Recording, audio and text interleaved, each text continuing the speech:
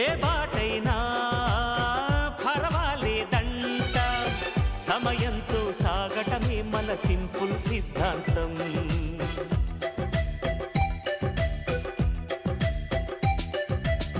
చిరుగాలికి పరిమళమిచ్చే సిరిమల్లెల వనమై ఉందాం, గగనాన్ని నేలను కలిపే హరివిల్లుల వంతెన అవుదాం. ఆనందం అంటే అర్థం మనమంతా, హుషారు సరిగమలో. ఎన్నో ఎన్నో రాగాలుండే సంగీతం కాదా, చల్లకి నవ్వుల కేరింత.